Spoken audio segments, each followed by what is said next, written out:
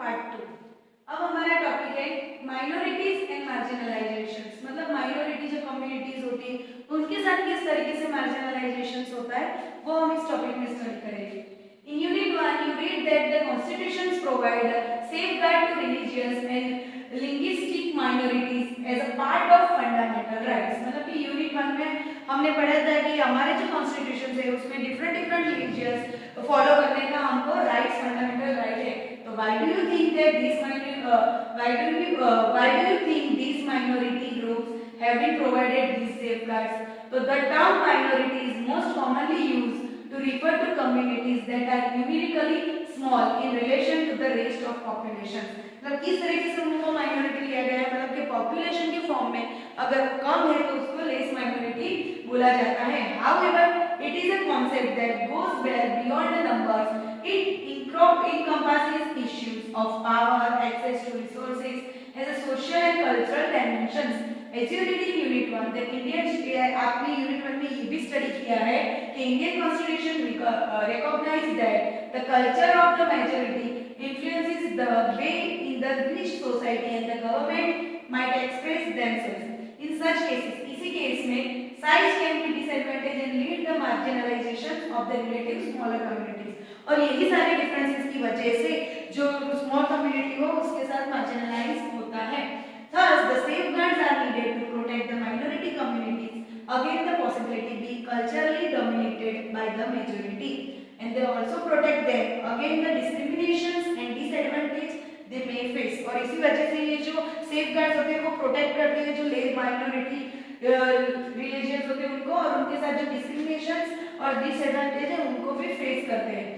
Given certain conditions, communities that are small in numbers, मतलब किसी भी कंडीशन के अलावा जो कम्युनिटी और स्मॉल नंबर्स या रेस्ट ऑफ सोसाइटी होती है may feel insecure about their lives, assets and well-being। और इसी वजह से वो उनके साथ भले ऐसा बिहेवियर किया पर वो ऐसा marginalized or insecure फील करते हैं। This sense of insecurity may get accentuated if the relations between the minority and majority communities are fraught।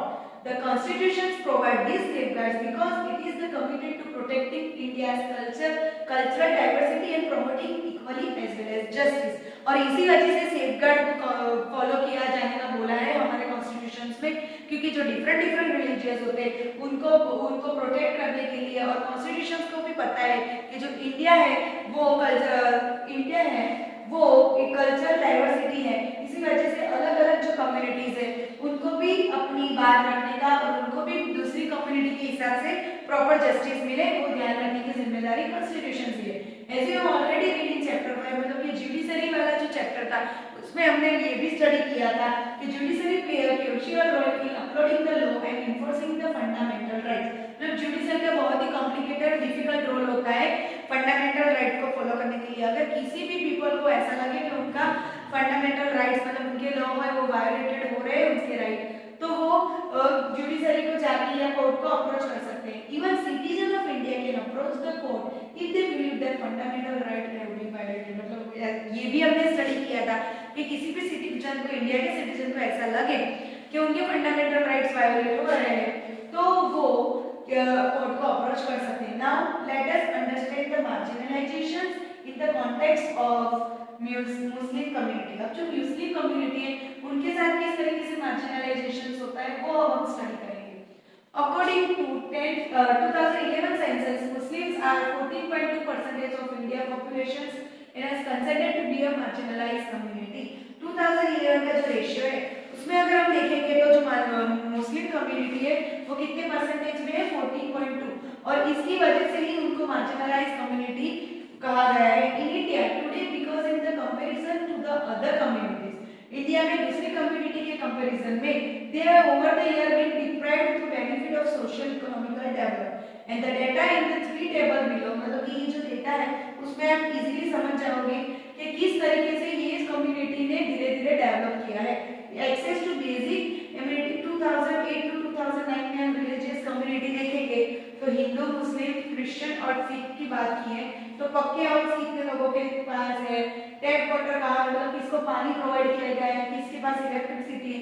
तो ज्यादा से ज्यादा अगर आप देखोगे तो आपको इजीली पता चल जाएगा कि ये इंडिया ह्यूमन डेवलपमेंट का जो रिपोर्ट है, इसे आप इजीली सारी कम्युनिटी के बारे में समझ सकते हो। लिटरेसी रेट, अब लिटरेसी रेट कैसा है, ऑल 74, उसमें से हिंदू सपोज 74 हो, उसमें से हिंदू 63%, मुस्लिम 57, Christian 74, Sikh 67, Buddhist 71 and Jain 86। फिर उसके बाद है पब्लिक एम्प्लॉयमेंट ऑफ मुस्लिम, मतलब मुस्लिम को पब्लिकली गवर्नमेंट फॉर्म में किस तरीके से लिया गया है। तो आईएएस ऑफिसर देखो तो 3 है, आईपीएस 4 है, आईएफएस है। इसी तरीके से पब्लिकली भी अब जो डेवलपमेंट मतलब कि जो गवर्नमेंट ऑफिस होते हैं, ऑफिसर होते हैं, उसमें भी मुस्लिम कम्युनिटी को भी ऐड किया गया है और उन्होंने भी बहुत सारे डेवलपमेंट किए। Recognizing that the Muslim in India were lagging behind in the terms of various development indicators and the government set up high level community in 2005. अब 2005 में जो धीरे-धीरे इंडिया में behind the term of various development और indicators की वजह से 2005 में उसको high level community का फॉर्म दिया गया। The carried by the Justice Rajinder Sarkar, the committee examined the social, economical and educational status of Muslim community in India. तो ये जो जज थे उन्होंने सोशली, इकोनॉमिकली और एजुकेशनली ये मुस्लिम कम्युनिटी को सब कुछ एग्जाम किया एंड इट सजेस्ट दैट, और उसके बाद उन्होंने सजेशंस दिया कि on a range of social, economical and educational indicators the situation of the Muslim community is comparable to the other marginalized communities like scheduled caste and scheduled tribes। मतलब कि इन सभी को इकोनॉमिकली, फाइनेंशियली, सोशली और जो educational level पे हमारे जो ये जज थे उन्होंने एग्जाम किया, तो फिर उन्होंने सजेशन दिया कि मुस्लिम कम्युनिटी भी दूसरी कम्युनिटी की तरह लेस मार्जिनाइज कम्युनिटी में उनका भी इन्वॉल्वमेंट है। For example, according to the report of average year of schooling for Muslim children between the age of 7 to 16 is much lower than the other social religious community। मतलब कि अगर school को ही लेके सोच ले तो जो मुस्लिम स्कूल होती है जो 7 to 16 एज के बच्चे होते हैं, उनकी एज में जो अनदर जो रिलीजियस कम्युनिटी होती है उनके अकॉर्डिंग यहाँ पे बहुत ही लोअर बच्चे होते हैं, मतलब कि यहाँ पे लोअर लिटरेसी होती है।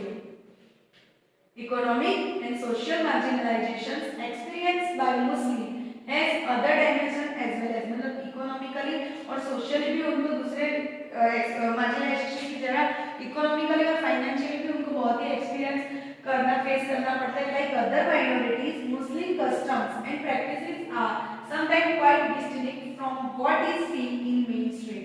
कई बार दूसरी कम्युनिटी की जरा उनके भी कस्टम और प्रैक्टिसेस को खत्म करने का सोच रहे हैं। सम नॉट ऑल, मतलब कि सम नॉट ऑल, मतलब सभी नहीं पर थोड़े ही मुस्लिम में wear a burqa, spot a long beard and wear a face, मतलब कि जो लेडी होती है वो बुर्का पहनते हैं, फिर लॉन्ग बियर्ड रखते हैं और साथ ही साथ वियर अ फेस, मतलब कि वन टाइप ऑफ कैप है जो ज्यादातर मुस्लिम मेल लोग पहनते हैं।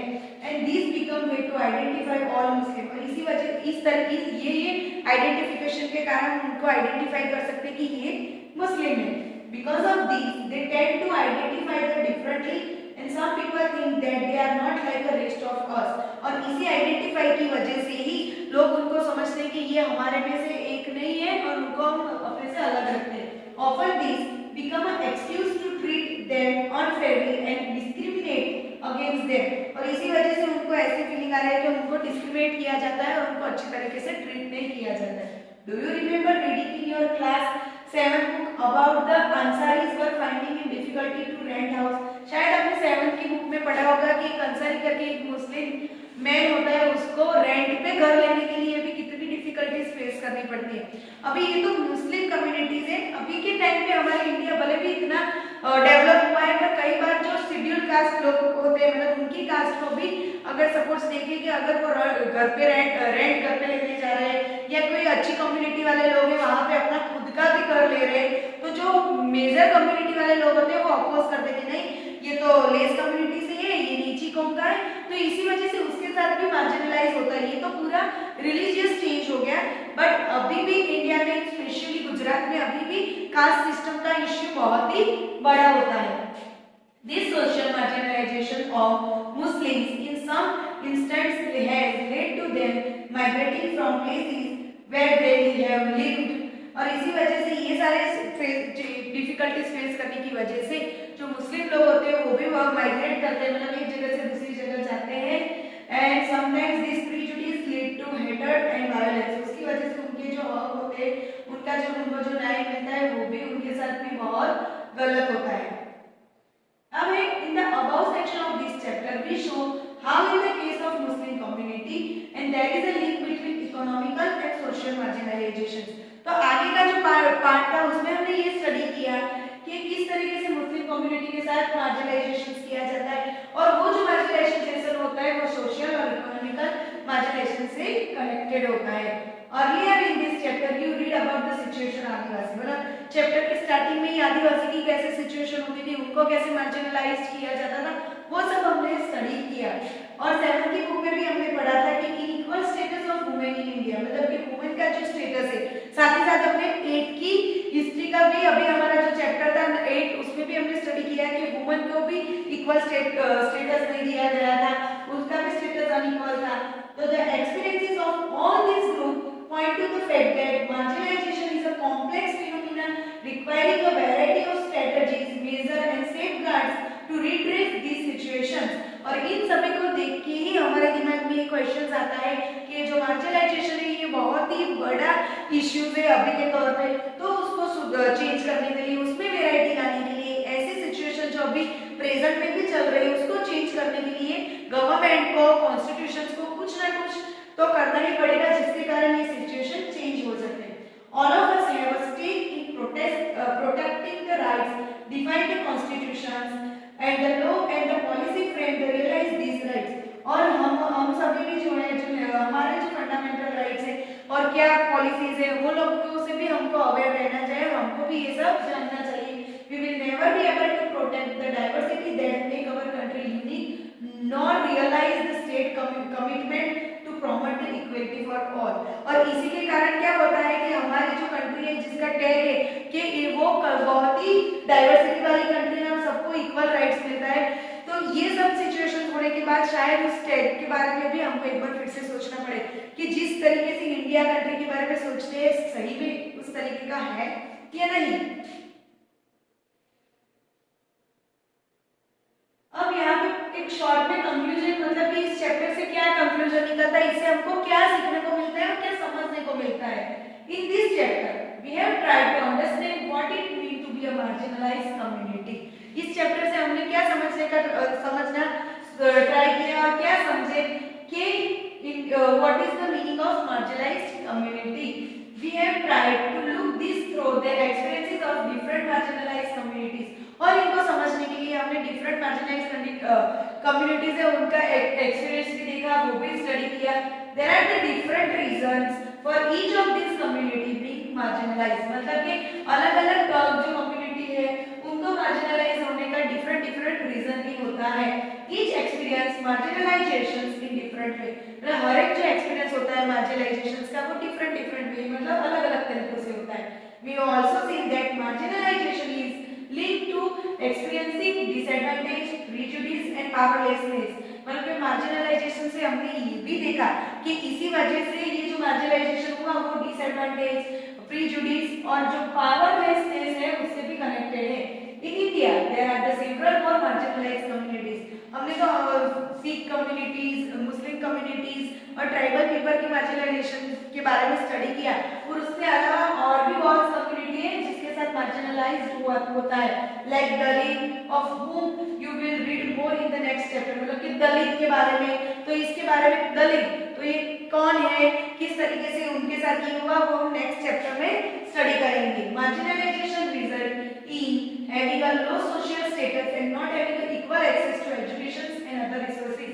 मतलब मार्जिनलाइजेशन से उसे हमें क्या पता चलता है, इसलिए पता चलता है कि लो सोशल स्टेटस है और इक्वली अदर रिसोर्सेज और एजुकेशन में भी इक्वली राइट्स नहीं है। Yet the life of marginalized people can do change। Thus no one is marginalized all the time in exactly the same way। मतलब कि इस तरीके से सोचा जाए तो किसी लोगों के साथ इस तरीके का मार्जिनलाइज नहीं होना चाहिए। If we go back to the two example of marginalization we have discussed, that अगर हम दो एग्जांपल जिसके बारे में हमने डिस्कस किया उसके बारे में अगर हम बात करें तो we will see that each of this group has a long history of struggle and resistance, मतलब कि उन सभी कम्युनिटी के बारे में, स्पेशली ट्राइबल पीपल के बारे में देखा तो उनकी बहुत ही लॉन्ग हिस्ट्री थी, उनका बहुत ही टाइम पहले का होम टाउन था, फिर भी उनको वहां से एविक्ट किया गया और एविक्ट किया गया और marginalised community want to maintain their cultural distinctiveness while having access to rights, development and other opportunity in the next chapter। और इस तरीके से मार्जिनलाइज की वजह से उन लोगों के कैसे फंडामेंटल राइट वायोलेट हुए, उनसे उनकी कैसी लाइफ अफेक्ट हुई, वो सब हमने यहाँ पे पढ़ा। अब आगे का चैप्टर यहाँ पे था अंडरस्टैंडिंग मार्जिनलाइजेशन, बट आगे का चैप्टर है जो हम पढ़ेंगे जिसका नाम है कन्फ्रंटिंग मार्जिनलाइजेशन। तो we will read about how the different group have confronted marginalisation, मतलब कैसे कन्फ्रंट किया, कैसे एक्सेप्ट किया मार्जिनलाइजेशन को, वो सभी हम आगे के चैप्टर में स्टडी करेंगे। यहाँ पे हमारा ये चैप्टर खत्म होता है। I hope you all the understand this chapter. Thank you.